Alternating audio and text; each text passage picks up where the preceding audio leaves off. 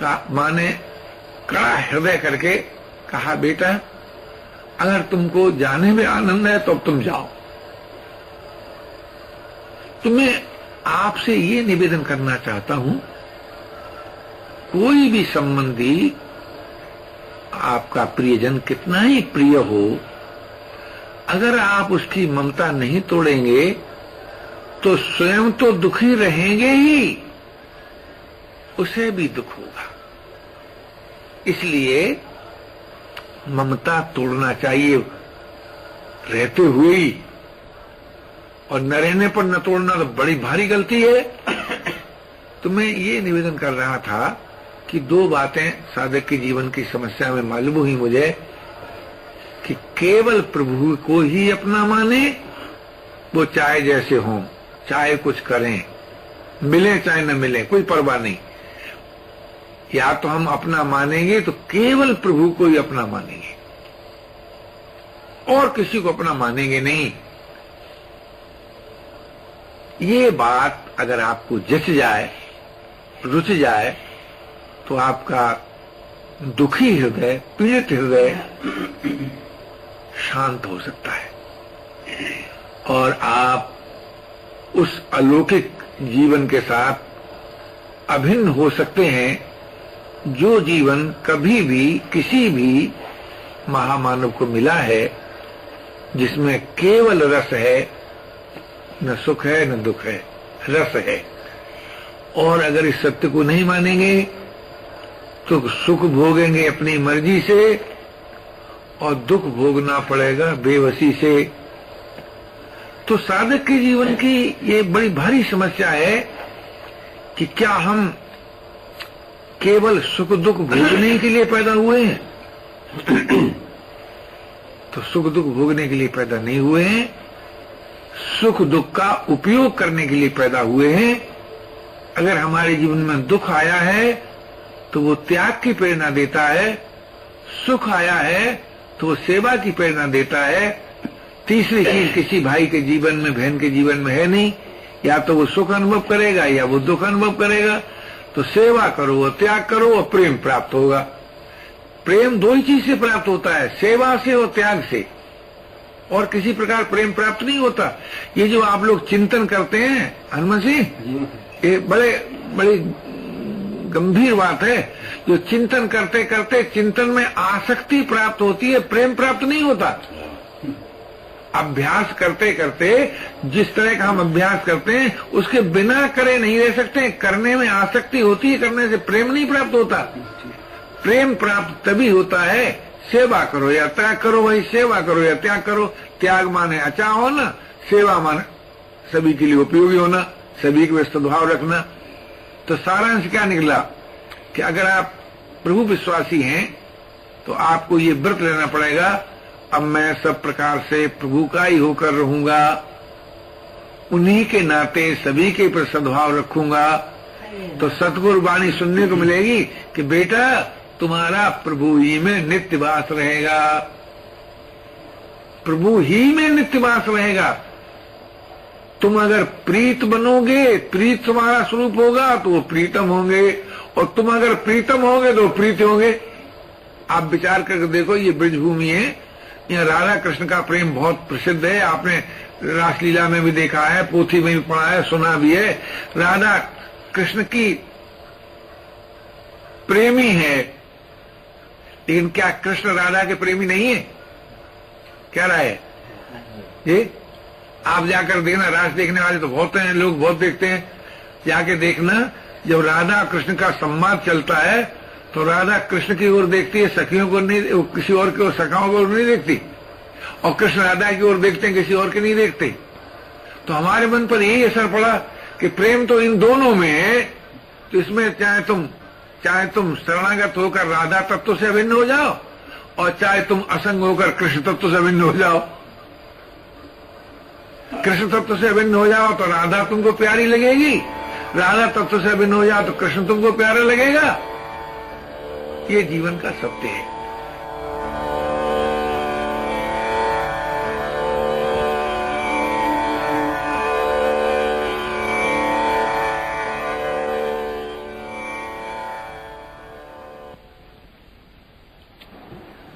हमारा साध्य क्या है, इस पर सोचिए जरा। वो बिना विवेक के आदर के पूर्व प्राप्त होगा नहीं। जब हम अपने साध्य को ही भूल जाते हैं और सुख सुविधा सम्मान को पसंद कर लेते हैं या उसकी आवश्यकता न करते हैं, सुख की, सुविधा की, सम्मान की, तो विवेक का अनादर कर बैठते हैं सुख के लिए, सुविधा के लिए, सम्मान के लिए। अगर हम अपने साध्य की विस्मृति न हो और हमारे जीवन में जो साधक भाव है वो सजग बना रहे, तो विवेक का आदर होने को बल थोड़ी लगाना पड़ता है जी, फिर नहीं होता। तो साध्य की विस्मृति होना, हम अपने साध्य को भूल जाते हैं, यही उसका कारण है। अब सोचिए साध्य किसे कहते हैं?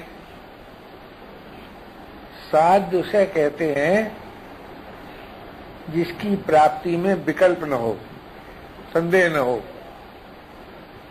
निराशा न हो, उसको साध्य कहते हैं। जिसकी प्राप्ति में विकल्प है, संदेह है, वो साध्य नहीं कहलाता। अब सोचिए किस चीज की प्राप्ति में विकल्प नहीं हो सकता? जो सदा हो और सभी के लिए हो,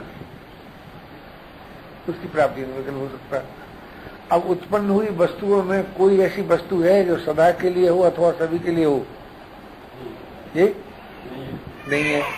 तो इसका मतलब युवा हमारा साध्य कोई वस्तु नहीं हो सकता, कोई व्यक्ति नहीं हो सकता, कोई परिस्थिति नहीं हो सकता, कोई अवस्था नहीं हो सकता, क्योंकि ये तो सबके लिए होती नहीं, सदा के लिए रहती नहीं। जो वस्तु आपको प्राप्त है वो बहुत सौ को नहीं प्राप्त है, और जो बहुत सौ को प्राप्त है वो आपको नहीं प्राप्त है, और वो भी सदा के लिए आपको कोई वस्तु प्राप्त नहीं है क्या?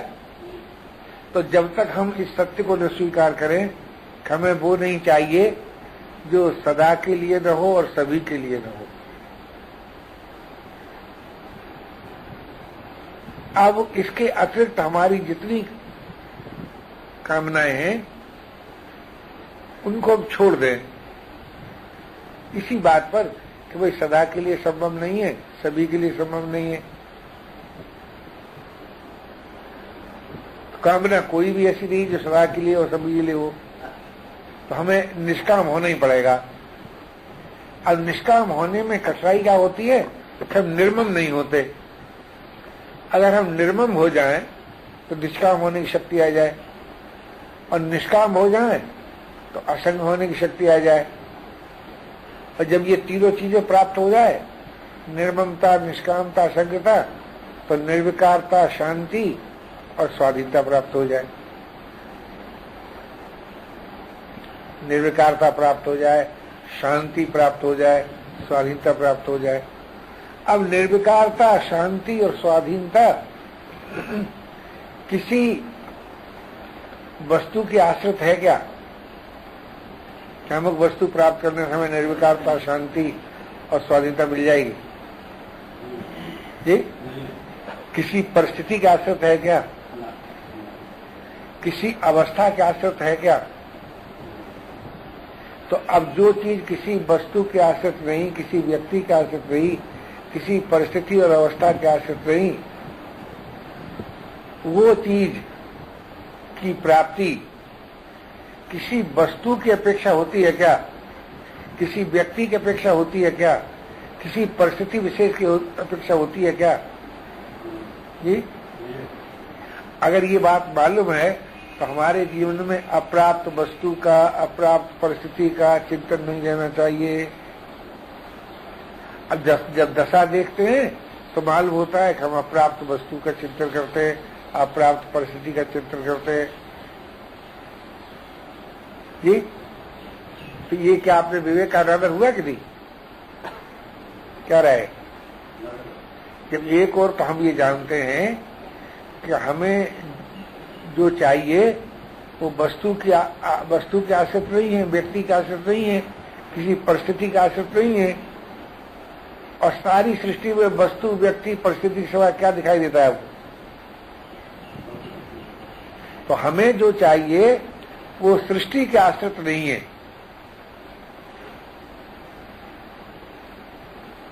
अब ये बात अगर हमको जच जाए, रुच जाए, पसंद आ जाए,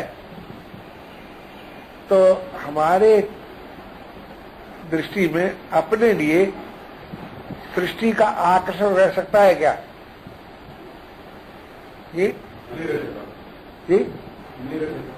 और जब सृष्टि का आकर्षण नहीं रहता तब इंद्रियां अविषय हो सकती हैं कि नहीं? और जब इंद्रियां अविषय होती हैं तब मन निर्विकल्प हो सकता है या नहीं? और जब मन निर्विकल्प होता है तो बुद्धि सम हो सकती है कि नहीं? अब इंद्रियों का अविषय होना, मन का निर्विकल्प होना, बुद्धि का सम होना, ये हमारे आपके लिए संभव है या नहीं? संभव है। तो जब ये संभव है तो फिर हमें इसको प्राप्त करना चाहिए। है? हाँ, कठिन क्या कठिन है? वो पूछा संभव तो है, लगातार अभ्यास करिए, प्रतिकूलता। ओहो ओहो, अभी क्या सोच रहा? अभ्यास सुनिए, आप यही से तो गलती शुरू कर दी। अभ्यास वस्तु के आश्रित होगा कि बिना वस्तु के? और वस्तु से संभव नहीं। सोचिए, ये तो हमारा प्रमाण है ना। हम भूल जाते हैं इस बात को। अभ्यास क्या करेंगे? यानी जिस बात को आप अपने ज्ञान से अनुभव कर रहे हैं कि हमें जो चाहिए वो किसी वस्तु के, व्यक्ति की, परिस्थिति के आश्रित नहीं है, ये बात ज्ञान से जानते हैं कि अभ्यास से जानते हैं? अच्छा, तो जो बात ज्ञान से सिद्ध है उसके लिए अभ्यास अपेक्षित रही, और जो बात विश्वास से सिद्ध है उसके लिए भी अभ्यास अपेक्षित रही। अभ्यास तो किया जाता है सही काम करने के लिए। हम रोटी कैसे पकाना चाहिए इसके लिए अभ्यास होगा। लेकिन जो बात ज्ञान के द्वारा सिद्ध है, विश्वास के द्वारा साध्य है, उसके लिए अभ्यास की कहां अपेक्षा है? ज्ञान क्या शरीर धर्म है? बोलो। विश्वास क्या शरीर धर्म है? बोलो भाई। तो जो शरीर धर्म नहीं है उसके लिए शरीर की क्या अपेक्षा होगी? अच्छा, और शरीर के बिना आप अभ्यास कैसे करेंगे? तो अब ये देखना चाहिए कि आपको अपने ज्ञान से क्या सत्य मालूम होता है, आपको अपने विश्वास से क्या साध्य मालूम होता है। ये जो विश्वास का तत्व है, आपने ये ज्ञान का तत्व है, सामर्थ्य के तत्व से भी अभ्यास होगा। तो जो चीज ज्ञान से साध्य है वो सामर्थ्य से साध्य होगी जी? क्या आप हमारे कहने से कैसे जाते? कहना ही नहीं कि है वास्तव में। विचार करके देखो, जो बात ज्ञान से साध्य है, जो बात विश्वास से साध्य है, उसके लिए अभ्यास की अपेक्षा नहीं होगी, क्योंकि अभ्यास की किसने? जो शरीर से साध्य है, जो योग्यता से साध्य है, जो सामर्थ्य से साध्य है, उसके लिए अभ्यास चाहिए। पर ये बात ठहरती नहीं। क्यों नहीं ठहरती? कि हम अपने द्वारा अपने सत्य को स्वीकार नहीं करते। इसे नहीं करते। हमारा सत्य क्या है? और अगर हमें किसी परिस्थिति विशेष की आवश्यकता अनुभव होती है, शरीर स्वस्थ हो जाए, आवश्यक वस्तु मिल जाए, कल्पना करो कि शरीर के स्वस्थ होने से क्या आपको निर्विकारता प्राप्त होगी? नहीं। आवश्यक वस्तु मिलने से क्या आपको चिर शांति प्राप्त होगी? नहीं। क्या आपको स्वाधीनता प्राप्त होगी? जब इस बात को आप मानते हैं कि निर्विकारता, शांति, स्वाधीनता ये आवश्यक वस्तु से शरीर के स्वस्थ होने से संभव नहीं है। हाँ, एक बात कह सकते हैं आप कि शरीर स्वस्थ हो और आपके पास आवश्यक वस्तु हो तो उसके द्वारा पर सेवा तो कर सकते हैं, लेकिन निर्विकारता और शांति प्राप्त कर सकते हैं क्या? स्वाधीनता प्राप्त कर सकते हैं क्या? अगर आपका शरीर स्वस्थ है तो किसी निर्बल के काम आ सकते हैं। अगर आपके पास आवश्यक वस्तु है तो किसी जो वस्तु का अभाव है उसके साथ सहयोग रख सकते हैं। क्या रहे? तो आवश्यक वस्तु और सामर्थ्य और योग्यता ये सेवा के लिए चाहिए कि निर्विकारता, शांति और स्वाधीनता के लिए चाहिए? अब आप सोचिए कि जो भी वस्तु आपको प्राप्त है, जो भी योग्यता आपको प्राप्त है, जो भी सामर्थ्य प्राप्त है, उसके द्वारा सेवा करते हैं कि भोग करते हैं? मुझे हम नहीं पूछते हैं करते क्या है। अब देखिए, साफ मालूम हो गया कि जो हमें सेवा सामग्री प्राप्त है उसके द्वारा तो सेवा करते नहीं, उसके द्वारा करते हैं भोग। तो जब हम सेवा सामग्री को भोग सामग्री बना देते हैं तब मोह और आसक्ति में आबद्ध होते हैं कि नहीं? ये वो ये हैं कि नहीं? होते भी हैं भी कि नहीं? देखिए, आपको बिल्कुल साफ मालूम हो गया कि हमसे बड़ी भूल ये होती है कि हम सेवा सामग्री को भोग सामग्री बना देते हैं। उसी का परिणाम होता है कि मोह में और आसक्ति में आबद्ध होते हैं। और मोह में आबद्ध होने से, आसक्ति में आबद्ध होने से चैन मिलता है क्या? नहीं। तो अपनी दशा के अध्ययन से हम इस बात को ठीक ठीक अनुभव कर सकते हैं कि हमारे पास जो कुछ है वो सेवा सामग्री है। अच्छा, जब सेवा सामग्री है तो हमारा जीवन समाज के काम आना चाहिए। जब हमारा जीवन समाज के काम आएगा तो समाज की सामर्थ्य क्या हमारे काम नहीं आएगी? क्या काम आएगी?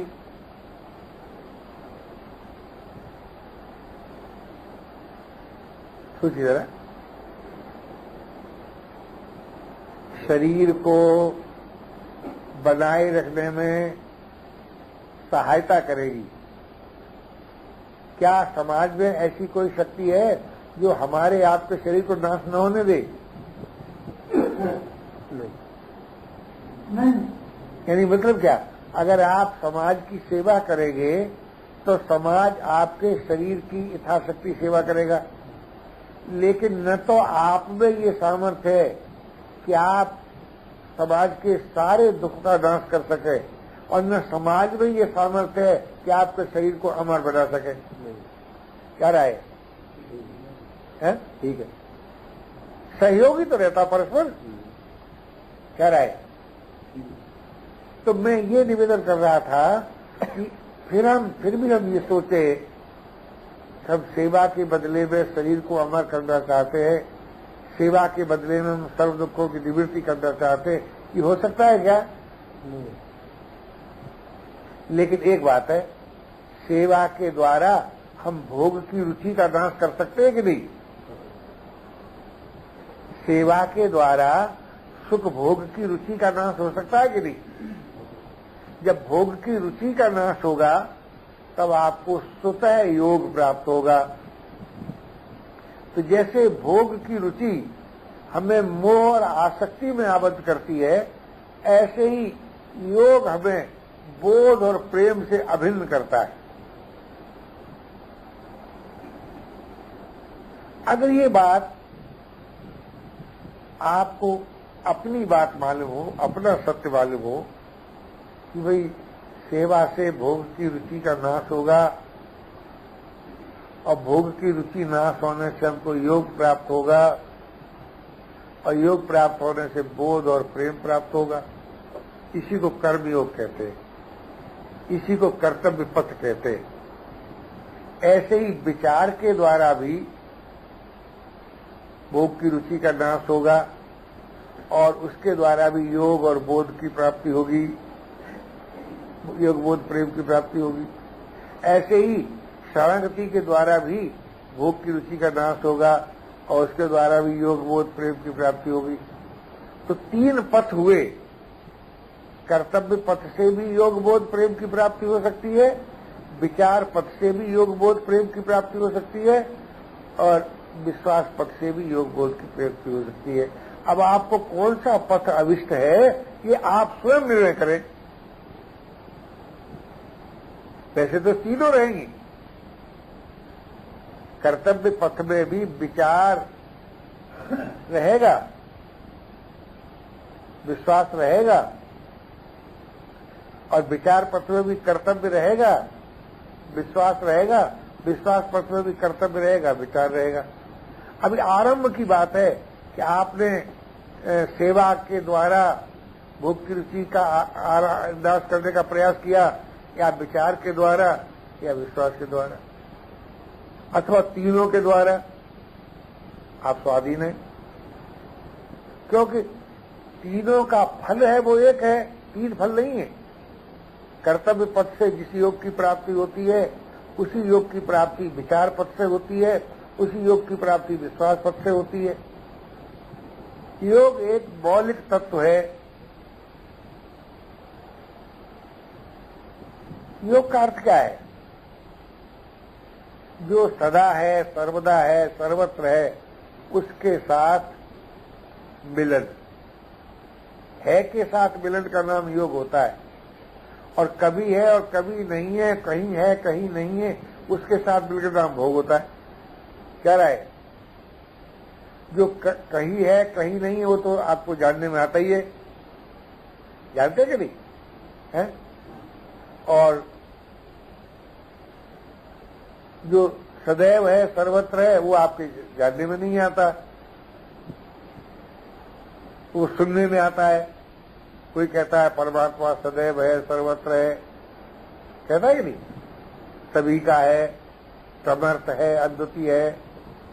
तो ये जो विश्वास है आपका कि परमात्मा सभी का होने से अपना है, सदैव होने से अभी है, सर्वत्र होने से अपने में है, समर्थ है और अद्वितीय है, इस विश्वास का प्रभाव आपके जीवन में क्या पड़ा? क्या आपने परमात्मा से भिन्न को अपना मानना बंद कर दिया? क्या राय? ये नहीं किया। तो इसका अर्थ क्या हुआ? आपने विश्वास का दुरुपयोग कर दिया, अनादर कर दिया। अच्छा, जो सदा के लिए नहीं है, क्या उसने आपको नापसंद, उसको आपने नापसंद कर दिया? तो आपने विचार का अनादर कर दिया। और जो दूसरों के लिए है उसको आपने दूसरों की सेवा में लगा दिया, तो ये कर्तव्य का अनादर कर दिया। आप स्वयं अपनी मर्जी से ही कर्तव्य पथ का अनादर करते हैं, अपनी मर्जी से ही विचार पथ का अनादर करते हैं, अपनी मर्जी से ही विश्वास पथ का अनादर करते हैं। कोई दूसरा आपसे अनादर कराता हो ऐसा मैं नहीं मानता हूं। तो सबसे पहली बात क्या हुई? हम सतपथ का अनादर नहीं करेंगे, यानी कर्तव्य से अपने को नहीं बचाएंगे, विचार से अपने को वंचित नहीं रखेंगे, विश्वास से अपने को रहित नहीं करेंगे।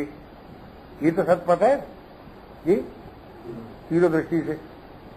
अगर ये बात आपको जचिया है, रुचिया है, पसंद कर ले कि मैं कर्तव्य पथ का अनादर नहीं करूंगा, विचार पथ का अनादर नहीं करूंगा, विश्वास पथ का अनादर नहीं करूंगा, अर्थात सत पथ का अनादर नहीं करूंगा।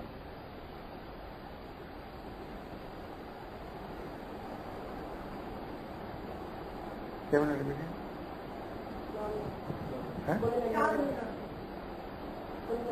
कुल मिलो तो अब मैं आपसे क्या निवेदन करूं?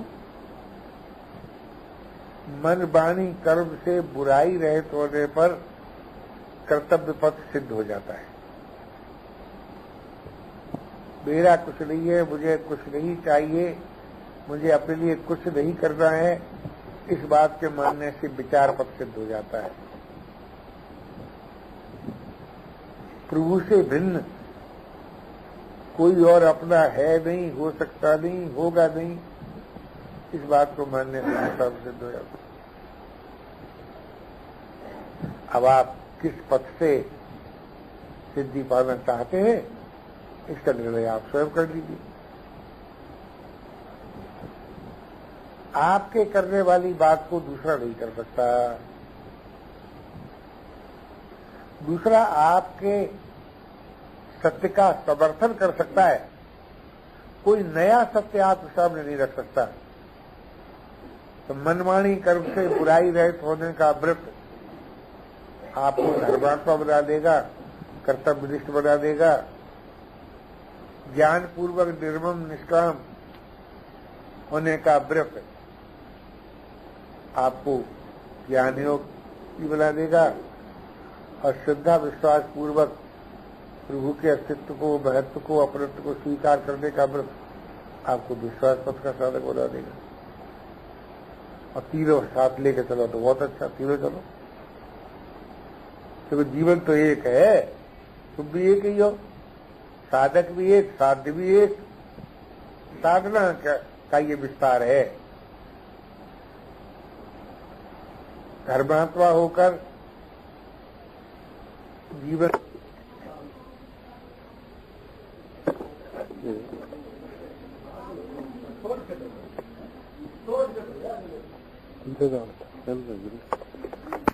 बुद्धि पीर पैगंबर को मिला, लेकिन भाई धर्मात्मा होना पड़ेगा, जीवन मुक्त होना पड़ेगा, भगवत भक्त होना पड़ेगा। अगर धर्मात्मा होने से इनकार करो, मुक्त होने से इनकार करो, भक्त होने से इनकार करो, तो कैसे प्राप्त होगा जी? तो आपने पहले सोचिए कि आपने क्या तय किया कि मैं धर्मात्मा होकर ही रहूंगा, मैं जीवन मुक्त ही होकर रहूंगा, मैं भगवत भक्त ही होकर रहूंगा। इसमें कठिनाई कुछ नहीं है। बुराई छोड़ दिया, धर्मात्मा हो गए, मेरा कुछ नहीं है जान लिया तो जीवन मुक्त हो गए, प्रभु अपने ही मान लिया तो भक्त हो गए। कठिनाई कुछ नहीं है, तीनों सुलभ है, तीनों संभव है। हाँ वो ठीक है। लड़की कहती है चुप हो जाओ, तो बहुत अच्छा। तो जिस प्रभु ने हमें ये स्वाधीनता दी है कि हम धर्मात्मा होकर, जीवन मुक्त होकर, भगवत भक्त होकर उस जीवन को प्राप्त कर सकते हैं जो कभी भी किसी भी ऋषि बुद्धि पीर पैगंबर को मिला है, उस प्रभु की महिमा गाओ।